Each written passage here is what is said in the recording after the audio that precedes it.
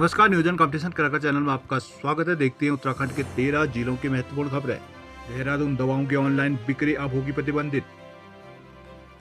उत्तराखंड में दवाओं की ऑनलाइन बिक्री बैन होने जा रही है। प्रदेश के खाद्य और औषधि प्रशासन food and drug administration (FDA) ने इस संबंध में केंद्र सरकार को सिफारिश भेजी है। पिछले दिनों देश के विभिन्न हिस्सों में कफ सिरप से बच्चों की मौत के मामले सामने आने के बाद केंद्र सरकार ने दवाओं को बनाने और बेचने के नियमों में बदलाव की कवायद शुरू की है, जिसके लिए ड्रग एंड कॉस्मेटिक एक्ट में संशोधन किया जा रहा है। इसे केंद्र ने राज्यों से भी राय मांगी थी। इस पर उत्तराखंड की ओर से दवाओं की ऑनलाइन बिक्री और होम डिलीवरी को नियंत्रित करने पर जोर दिया गया। FDA के अपर आयुक्त ताजवीर सिंह जग्गी ने बुधवार को इसकी पुष्टि की है। उन्होंने कहा कि उत्तराखंड की तरह से कई अन्य राज्यों ने भी दवा की ऑनलाइन बिक्री प्रतिबंधित करने की सिफारिश की है। उन्होंने कहा कि दवाओं को लेकर केंद्र द्वारा तैयार किए जा रहे नए मानक कानून में यह व्यवस्था सुनिश्चित की जा सकती है।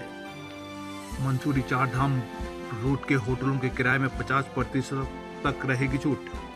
उत्तराखंड होटल एसोसिएशन ने शीतकालीन चारधाम यात्रा को प्रोत्साहन देने के लिए अहम कदम उठाया है। इस दिशा में गढ़वाल मंडल विकास निगम (GMBN) के पहल का समर्थन करते हुए होटल एसोसिएशन ने चारधाम रूट के अपने होटलों के किराए में 50% तक की रियायत देने का ऐलान किया है। एसोसिएशन के अध्यक्ष संदीप साहनी ने बुधवार को मंसूरी में प्रेस वार्ता कर जानकारी दी। साहनी ने कहा कि शीतकालीन यात्रा की सफलता के लिए जब सरकार और GMBN प्रयास कर रहे हैं तो होटल व्यवसायी भी इससे जुड़कर कोशिश करेंगे। सब योगदान को प्रतिबद्ध है। साहनी ने कहा कि उत्तरकाशी, रुद्रप्रयाग और चमोली जैसे जिलों में GMBN के होटलों में शीतकालीन यात्रा के दौरान 50% छूट की घोषणा स्वागत योग्य है। इसी क्रम में जब उत्तराखंड होटल एसोसिएशन ने भी 50% छूट देने का निर्णय लिया है।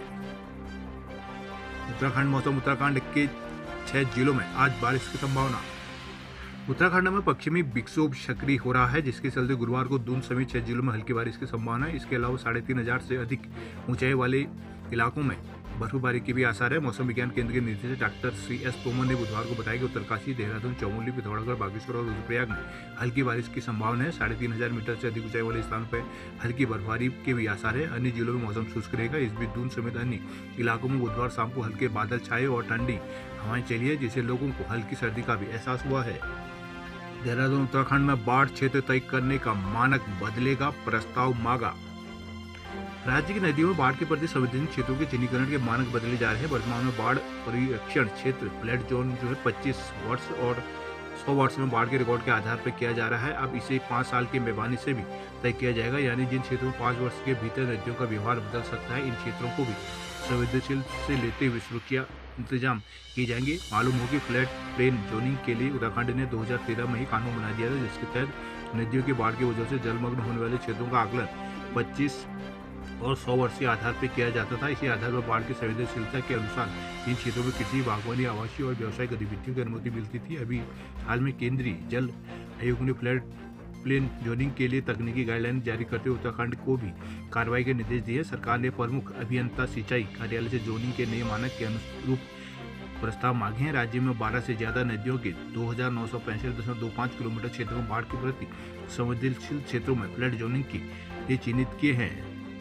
देहरादून में दिसंबर में जनसंपर्क का राष्ट्रीय सम्मेलन all India public relation conference 2025 का आयोजन 13 से 15 दिसंबर को देहरादून में होगा। बुधवार को राज्यसभा सांसद नरेश बंसल ने अपने कैंप कार्यालय में कांग्रेस कॉन्फ्रेंस की विवरण पुस्तिका का विमोचन किया। Public relation society of India के देहरादून चैप्टर द्वारा आयोजित इस कॉन्फ्रेंस का विषय विकसित भारत एट 2047 के लिए जनसंपर्क विजन रखा गया है। बंसल ने कहा कि जनसंपर्क समाज, सरकार और जनता के बीच एक सशक्त पुल के रूप में काम करता है। PRSI देहरादून चैप्टर के अध्यक्ष रवि बिजानियो ने कहा कि 3 दिवसीय जनसंपर्क महाकुंभ के रूप में आयोजित जनसंपर्क विशेषज्ञों, मीडिया प्रतिनिधियों उपस्थिति में होगा।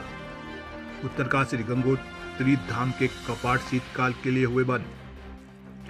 विश्व प्रसिद्ध गंगोत्री धाम के कपाट बुधवार को अन्नकूट पर्वत पर पर्व व विधिवत पूजा अर्चना के साथ अभिजीत मुहूर्त में ठीक 11:36 पर शीतकाल के लिए बंद कर दिए गए। कपाट बंद होने के साथ ही मां गंगा की उत्सव डोली शीतकालीन पड़ाव मुखीमठ मुखवा के लिए रवाना हुई है। डोली गुरुवार को मुखवा पहुंचेगी, जहां पर श्रद्धालु आगामी 6 माह तक गंगा मां के दर्शन कर सकेंगे। केदारनाथ और यमुनोत्री के कपाट आज होंगे बंद। श्रीनगर के मंजू घोष मेले में श्रद्धालुओं ने चढ़ाए देव निशान। विकासखंड कोट के कांडा गांव में स्थित सिद्धपीठ मंजू घोषेश्वर महादेव मंदिर में लगने वाले कांडा मेला बुधवार को परंपरागत तरीके के साथ शुरू हुआ। इस मौके पर मंजिल कांडा मेला समिति एवं मंदिर के पुजारी ने वैदिक मंत्रोच्चार के साथ विशेष देव पूजन किया। पूजा अर्चना के साथ मंदिर के कपाट सुबह करीब 7:30 बजे मंदिर के पुजारियों द्वारा भक्तों के दर्शनार्थ खुले गए। कांडा मेले को लेकर पहले ही दिन बड़ी संख्या में भक्तों ने पहुंचकर मंजू घोषेश्वर महादेव मंदिर के दर्शन किए। इस अवसर पर आसपास के दर्जन से अधिक गांवों के ग्रामीणों के साथ ही प्रदेश और देश के विभिन्न हिस्सों से लोग पहुंचे।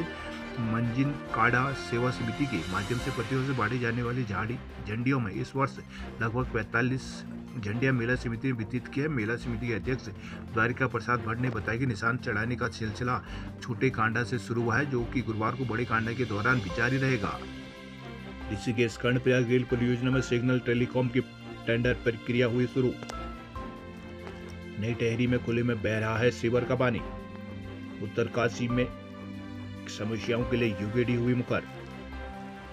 श्रीनगर दीक्षांत समारोह को लेकर केंद्रीय शिक्षा मंत्री से मिले। हरिद्वार छठ पर्व पर घर जाने के लिए ट्रेनों में मारामारी। कार्बेट पार्क में जंगल सफारी परमिट में फर्जीवाड़ा, 2 धरे। जिम कार्बेट नेशनल पार्क समेत देश के कई राष्ट्रीय उद्यानों एवं बाघ अभ्यारण्य में जंगल सफारी के ऑनलाइन परमिट बुकिंग में फर्जीवाड़े का खुलासा हुआ है। गुजरात सीआईडी अपराध ने 2 आरोपियों को गिरफ्तार करते हुए गिरोह का खुलासा किया। यह गिरोह फर्जी ईमेल आईडी के जरिए बल्क में परमिट बुक कराता था और बाद में ट्रेवल एजेंसी के माध्यम से कालाबाजारी कर इन्हें मनमानी कीमतों पर पर्यटकों को बेचता था।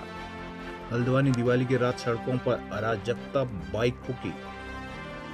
दिवाली की रात हल्द्वानी की सड़कों पर अराजक तत्वों ने जमकर तांडव किया है। इस दौरान राजपुरा चौकी क्षेत्र में जहां एक बाइक को आग के हवाले कर दिया गया, वहीं दूसरी बाइक को पूरी तरह तोड़ दिया गया। उसे भी जलाने की नाकाम कोशिश हुई। सुरक्षा को लगाए गए सीसीटीवी कैमरे तक तोड़ दिए गए। शिकायतकार पुलिस ने 4 युवकों को पूछताछ के लिए हिरासत में लिया। माना जा रहा है कि रंजिशन युवकों ने अराजकता को अंजाम दिया, वहीं शहर की सड़कों पर जमकर उत्पात मचाया। घटना मंगलवार रात करीब 10 बजे की है। राजपुरा वार्ड 12 निवासी विशाल यहाँ परिवार के साथ रहते हैं। विशाल के मुताबिक दिवाली की रात त्योहार मनाकर वो सो रहे थे। इसी बीच पड़ोस के सनी राणा ने उन्हें जानकारी दी कि गली में खड़ी उनकी बाइक पर आग लग गई है। आनंद फानों में विशाल नीचे आए और पड़ोसियों ने जलकर मिलकर बाल्टी से पानी की बौछार की, लेकिन जब तक आग पर काबू पाते बाइक राख हो गई थी। पास में खड़ी सनी की बाइक भी बुरी तरह क्षतिग्रस्त की गई थी। विशाल ने आरोप लगाया कि घर के नीचे लगे सीसीटीवी भी तोड़े गए हैं। संजीसन पूरी घटना को अंजाम दिया गया। उन्होंने पुलिस को घटना की सूचना दी। बुधवार को जब आसपास के कैमरे चेक किए गए तो पुलिस को 3-4 युवक घटना के दौरान यहां से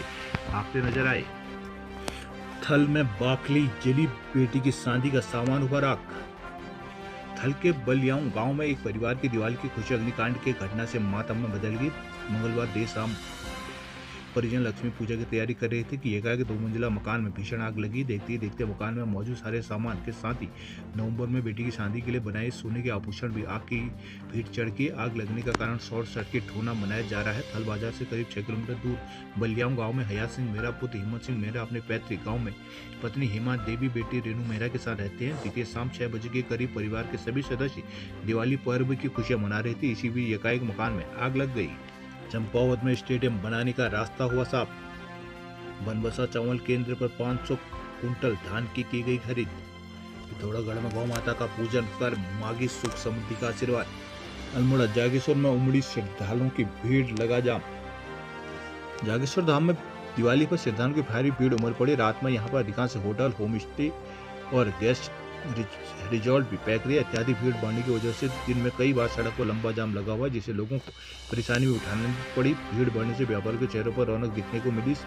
त्योहारी सीजन के दौरान बागेश्वर धाम में अचानक श्रद्धालुओं की भी भीड़ बढ़ने लगी थी। मंगलवार दिन से जागेश्वर धाम में श्रद्धालु उमड़ने लगे। शाम होते होते यहाँ पर अधिकांश होटल, गेस्ट हाउस और रिजॉर्ट पैक हो गए थे। जागेश्वर के अलावा आरतोला, पनमानोला स्थित होटलों में भी भीड़ रही। देर शाम पहुंचे कई श्रद्धालुओं को रूम उपलब्ध नहीं हो पाए। बुधवार को कपाट खोलने और आरती के तत्काल बाद मंदिरों में श्रद्धालुओं की कतारें लगने लगी थी। सुबह ही बाहर ठहरे श्रद्धालुओं के वाहनों की कतारें जागेश्वर धाम पहुंचने लगी। इससे जागेश्वर से 1 किलोमीटर दूर तक सड़क के दोनों ओर वाहनों की लंबी कतारें लग गई।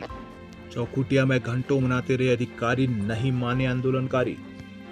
चौखुटिया सीएचसी में मांगों को लेकर धरने पर बैठे आंदोलनकारी से वार्ता करने के बुधवार को एडीएम और अन्य अधिकारी पहुंचे। 2 घंटे तक आंदोलनकारियों को मनाने का प्रयास किया, लेकिन फिर भी आंदोलनकारी नहीं माने। बुधवार को 21वें दिन भी सामुदायिक स्वास्थ्य केंद्रों, विशेषज्ञ डॉक्टरों, अन्य संसाधनों की मांग के लिए लोगों ने ऑपरेशन स्वास्थ्य के तहत आंदोलन जारी रखा है। आंदोलनकारियों का बढ़ता आक्रोश देख बुधवार को ADM Yukta Mishra, deputy CMO doctor Dipankar Daniel, अपर पुलिस अधीक्षक हरवंश सिंह, एसडीएम सुनीत राज, तहसीलदार प्रीतिशा जोशी घटना स्थल पर पहुंची।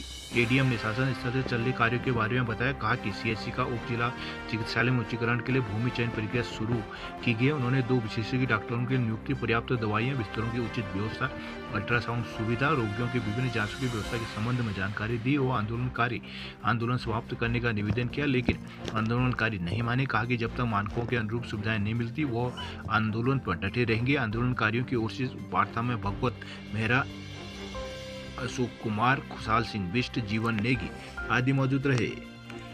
किच्छा शोषण का आरोप लगा, किसानों ने दिया धरना, बोले राइस मिलर खरीद के नाम पर कर रहे 12% की कटौती।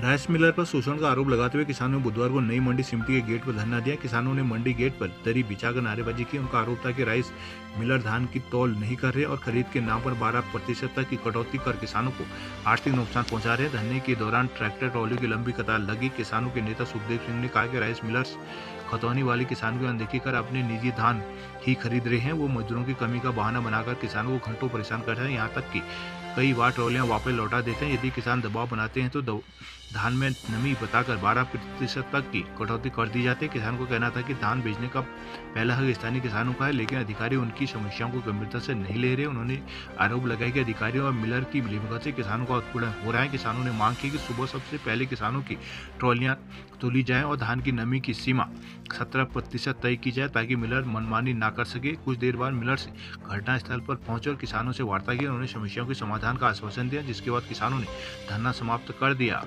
नानक मत्ता पर बंदी छोड़ दिवस पर रागी जत्थों ने इतिहास का किया बखान। रुद्रप्रकाशीपुर बाईपास रोड का होगा चौड़ीकरण, अरोड़ा।